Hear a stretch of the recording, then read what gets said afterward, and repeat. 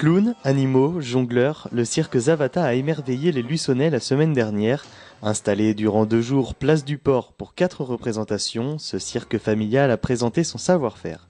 Le spectacle dure 1h45, ponctué par un entracte d'une dizaine de minutes en fonction du nombre de personnes que l'on a notamment à la confiserie. Dans le spectacle, on peut y retrouver les animaux, forcément, du trapèze, de la jonglerie avec des bolas enflammées. Les bolas enflammées, ce sont des chaînes avec les bouts enflammés qui permettent justement un visuel assez intéressant. Des équilibres sur les mains. De l'antipodisme. L'antipodisme étant une façon de jongler un petit peu particulière puisqu'en fait c'est une jonglerie qui consiste à manipuler des objets avec les pieds. C'est pas évident du tout. Le clown, forcément. Des petites surprises, notamment manipulation de reptiles géants et cracheurs de feu pour le final. Et le public luçonnais a été séduit par la qualité du spectacle proposé. Mon préféré, c'est quand le monsieur a fait son artiste. Je trouvais bien là, avec le parapluie, le bout de bois et tout. C'était impressionnant.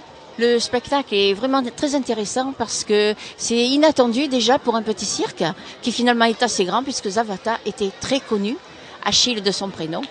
Et j'ai bien aimé parce que c'est un spectacle qui a été... On voit la force des gens parce qu'on est tout près. Et vraiment bravo. Bravo Zavata.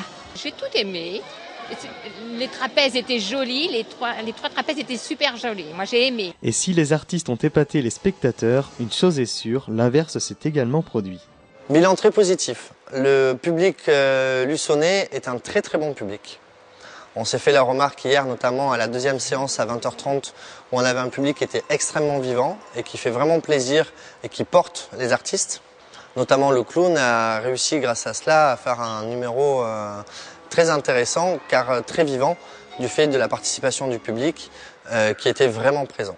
Le cirque organisait par ailleurs 2 matinées d'ateliers consacrées à la découverte du monde du cirque.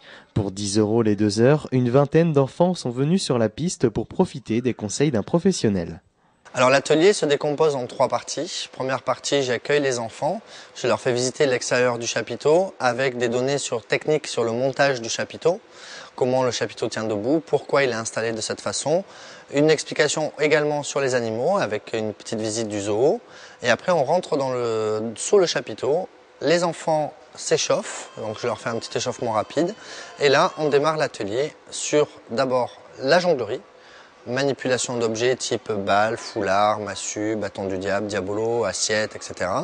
Ensuite, on fait des équilibres sur objet, sur de la boule d'équilibre et du rouleau américain et le fil d'équilibre lorsque je l'ai. Et enfin, les aériens, là ici le trapèze, c'est ce qu'il y a de plus facile et le plus rapide à apprendre. Et après, donc un retour au calme lorsqu'on a le temps sur un jeu de questions-réponses sur le cirque. Des ateliers qui ont de quoi susciter des vocations parmi les enfants présents. J'ai fait du jonglage, j'ai fait de la boule. J'ai fait du foulard, j'ai jonglé avec du foulard. Après, j'ai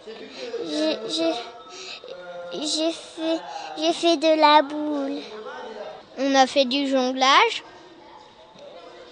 Après, on a fait de la boule. J'ai marché sur la boule. J'ai jonglé avec des balles. Ce matin, j'ai fait... la première fois, j'ai fait du jonglage. Après, je suis montée sur une boule. Je suis montée sur un rouleau et il y avait une planche. Pour la boule, il fallait piétiner, sinon on pouvait tomber. Sur le diabolo, sur la planche, il fallait mettre le pied qui était sur la planche qui était sur le sol, sinon la planche pouvait se retourner et nous faire mal. Ces artistes d'un jour ont pu ensuite applaudir leur professeur durant sa représentation, en rêvant peut-être de le remplacer dans quelques années.